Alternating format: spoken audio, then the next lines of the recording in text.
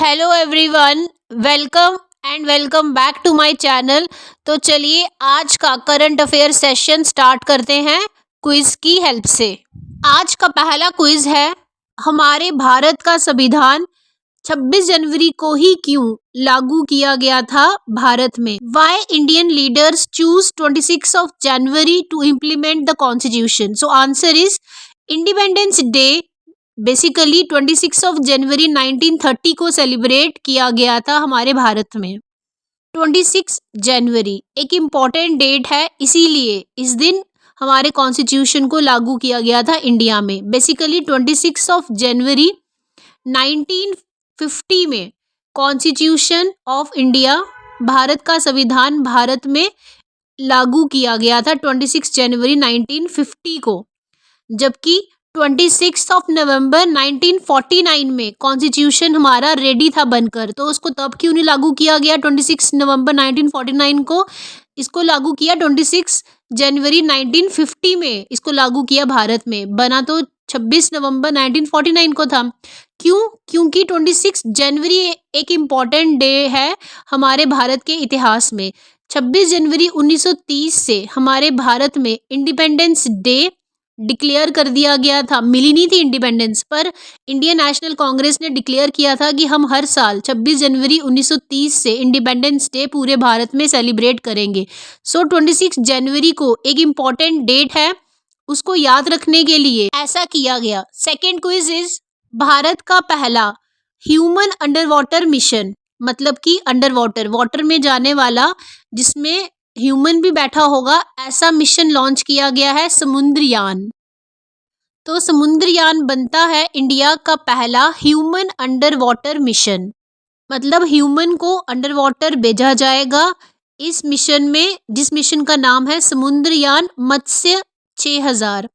इसको सी में 6000 मीटर अंदर भेजा जाएगा 2026 में। अभी इसका काम चल रहा है, राइट। जैसे कि पिक्चर में ऊपर आपको दिख रहा है ये समुद्रयान, इसका क्या ऑब्जेक्टिव है, इसको क्यों सी में भेजा जा रहा है, समुद्र में भेजा जा रहा है? बेसिकली कुछ मेटल्स की तलाश करने के लिए जो हमारे लिए इम्पोर्टेंट है, जैसे कि कोबाल्ट, कॉपर, मैंगनीज। ये जो मिशन है ये डीप सी मिशन के अंडर भेजा जा रहा है। डीप सी मिशन स्टार्ट हुआ था 2021 में under the ministry of earth sciences. So Samudrayaan mission Bharat का पहला ह्यूमन अंडर वाटर मिशन है, जिसे समुद्र के अंदर 6000 मीटर तक भेजा जाएगा 2026 में, राइट। नेक्स्ट इज, इसरो अपना 100th सैटेलाइट लॉन्च करने वाला है, इनमें से किस डेट पर? सो इसरो लॉन्च करने वाला है अपना 100th satellite on 29th of January, right. So 29th of January को इसरो लॉन्च करने वाला है अपना 100th सैटेलाइट। इस सैटेलाइट का नाम है NVS-02 और इस सैटेलाइट को लॉन्च कहाँ से कर रहा है इसरो? श्रीहरिकोटा स्पेस स्टेशन आंध्र प्रदेश में है, ठीक है। श्रीहरिकोटा स्पेस स्टेशन आंध्र प्रदेश से इसरो लॉन्च करेगा सैटेलाइट। कौन सा? NVS-02। NVS की क्या फुल फॉर्म है? Navigation satellite. बेसिकली ये नेविगेशन सैटेलाइट है, नेविगेट करेगा। इसे लॉन्च किया गया under NavIC system.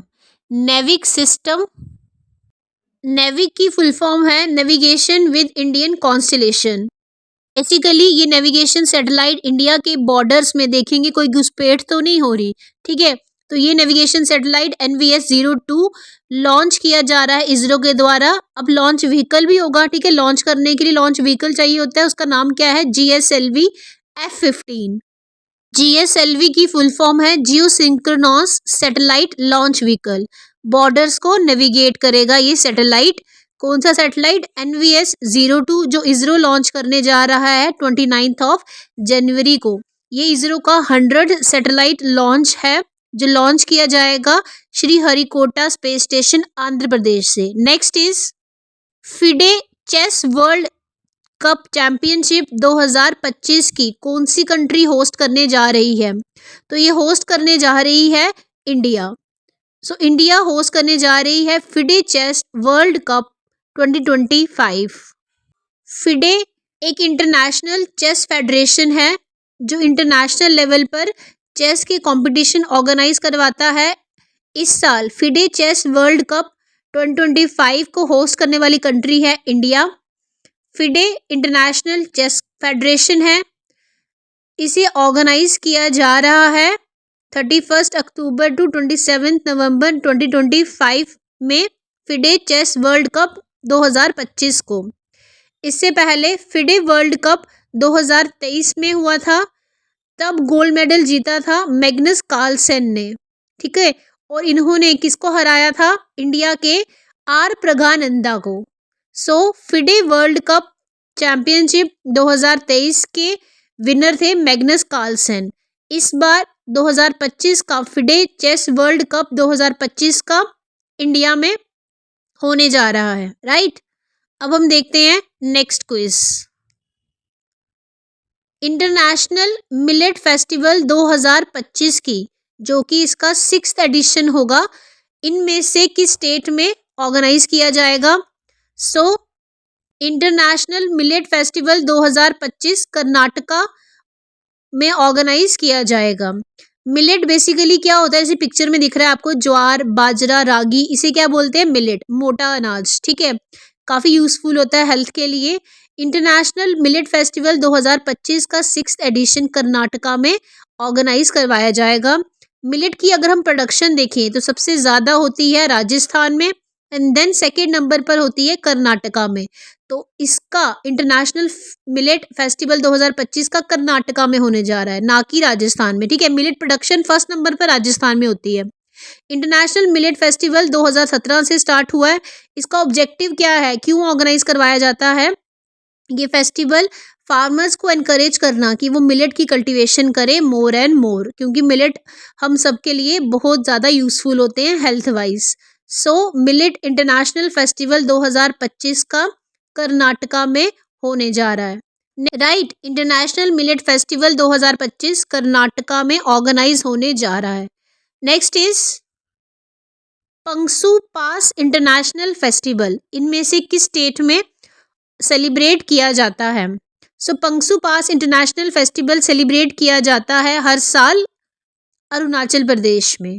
Arunachal Pradesh celebrate करता है पंगसू पास इंटरनेशनल फेस्टिवल।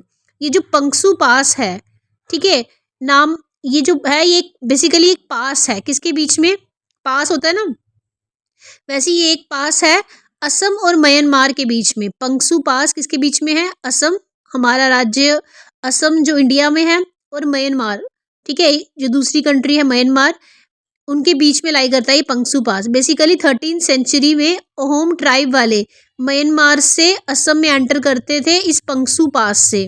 सो पंगसू पास इंटरनेशनल फेस्टिवल इसीलिए सेलिब्रेट किया जाता है ताकि म्यांमार और नॉर्थ इंडियन स्टेट के कल्चर को प्रमोट किया जा सके। इसे स्टार्ट किया गया था 2017 में। हर जनवरी के तीसरे वीक में सेलिब्रेट किया जाता है Pangsau Pass international festival in Arunachal Pradesh to promote culture between Myanmar and north Indian states, right. So Pangsau Pass international festival Arunachal Pradesh में सेलिब्रेट किया जाता है हर साल। Next is Sanjay system recently launch किया डिफेंस मिनिस्टर राजनाथ सिंह ने। आपको बताना है ये संजय सिस्टम किसने डेवलप किया।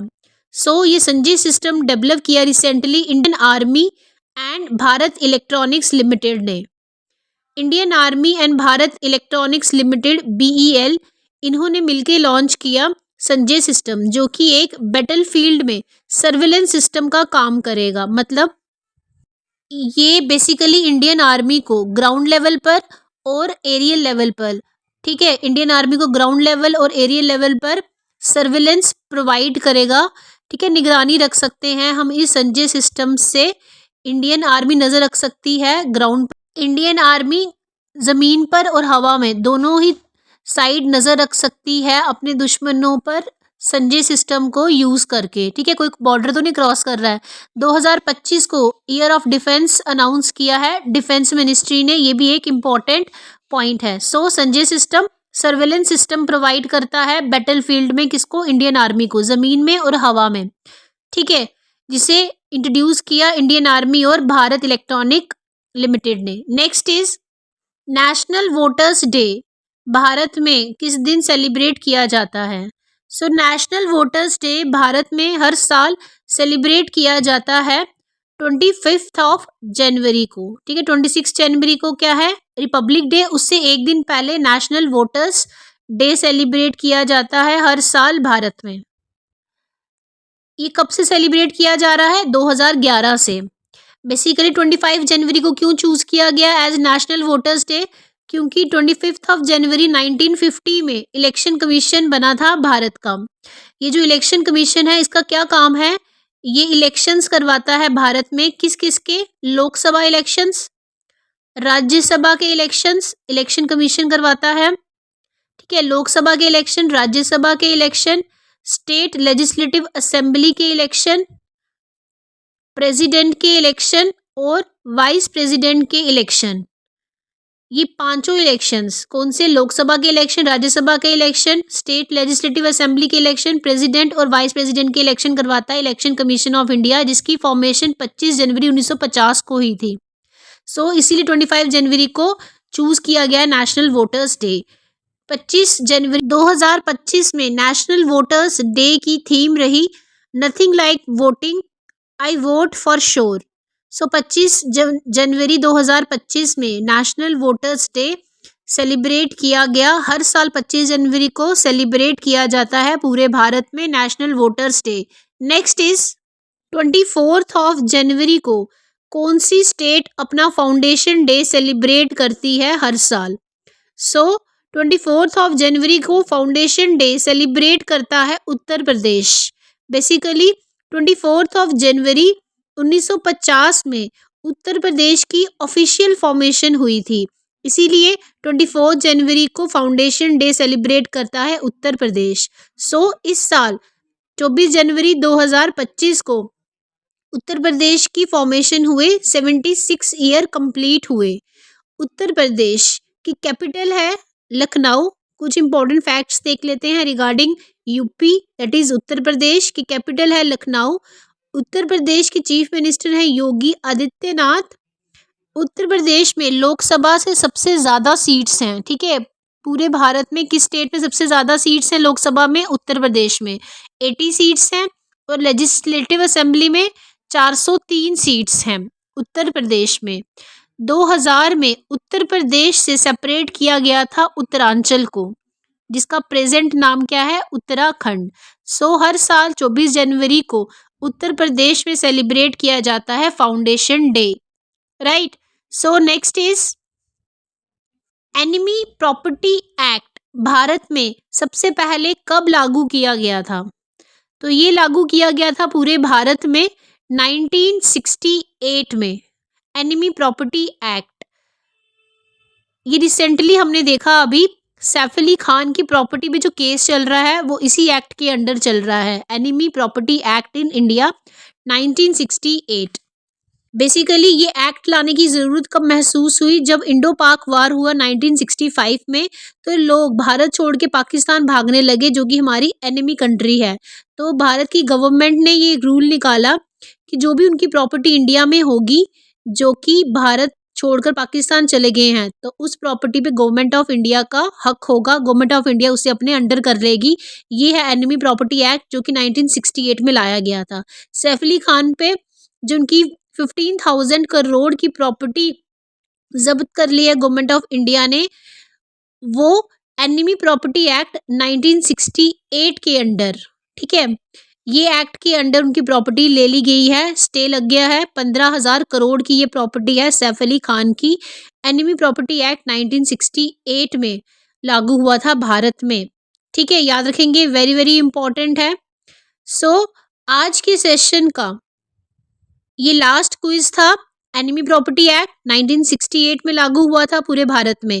आज के सेशन का क्विज है सम्मान संजीवनी ऐप। ये एक ऐप है, यहाँ पूछा जा रहा है कि किस गवर्नमेंट ने ये ऐप रिसेंटली कंडक्ट करवाया। तो इस क्विज का आंसर आप लोग मुझे कमेंट सेक्शन में देंगे, मैं नेक्स्ट सेशन में इसका आंसर एक्सप्लेनेशन के साथ बताऊंगी। आज के सेशन का इम्पॉर्टेंट डे है इंटरनेशनल एजुकेशन डे। हर साल 24 जनवरी को सेलिब्रेट किया जाता है पूरे विश्व भर में इंटरनेशनल एजुकेशन डे। 24 जनवरी ही क्यों चुना गया? क्योंकि 24 जनवरी को यूनाइटेड नेशन जनरल असेंबली ने 2018 में अनाउंस किया था कि पूरे विश्व में इंटरनेशनल एजुकेशन डे सेलिब्रेट किया जाए। उसके नेक्स्ट ईयर ही 2019 से अप्लाई हो गया था पहला इंटरनेशनल एजुकेशन डे 2019 24 जनवरी को। थीम 2025 की इंटरनेशनल एजुकेशन डे की क्या है? Preserving human agency in a world of automation, AI and education. Basically AI को प्रमोट करने के लिए एजुकेशन में एआई को इन्वॉल्वमेंट लाई जाए, ये थीम है 2025 की। लास्ट सेशन में ये क्विज मैंने आपसे पूछा था, तो इसका आंसर है institute of company secretaries of India. Dhananjay Shukla को अपॉइंट किया गया है president of institute of company secretary of India.